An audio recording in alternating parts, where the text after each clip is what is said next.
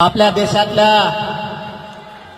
विद्यार्थ्यांना न्याय मिळावा म्हणून हे सरकार म्हणजे ज्या भाजपचं सरकार प्रत्येक वेळेस गोरगरीब लोकांच्या लेकरावरतीच जाणून बुजून अन्याय करतंय।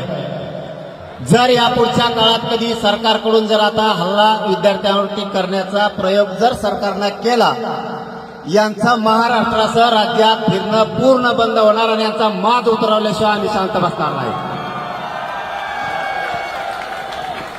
सर ने जो कहा है वो ये कि ये जो सरकार है, बीजेपी की जो सरकार है, वो बस गरीबों के बच्चों के ऊपर हमला करती है और इसके बाद अगर स्टूडेंट्स पर हाथ उठाया तो जितने भी बीजेपी के लीडर्स हैं उनको महाराष्ट्र में घूमने नहीं देंगे मनोज जरांगे सर, ये ऐसा सर ने कहा है।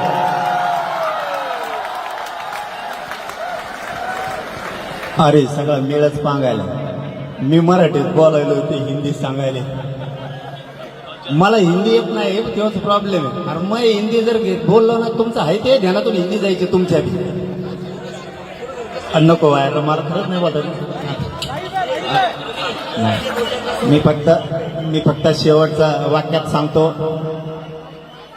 असंच आंतरवालीला सुद्धा गोरगरिबांच्या लेकरासाठी आंदोलन होतं। त्या ठिकाणी सुद्धा माय मावल्यांना, मुलींना, वृद्ध माणसांवरती सुद्धा प्राणघातक हल्ला केला होता।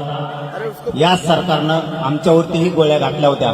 फक्त माझी सगळ्या विद्यार्थ्यांना एक विनंती राहील, तुम्ही ही जागा सोडू नका। आम्ही सगळा देश तुमच्या मागे आहे। तुम्ही तिकडे गेलात ना, हे आंदोलन मोडून टाकले।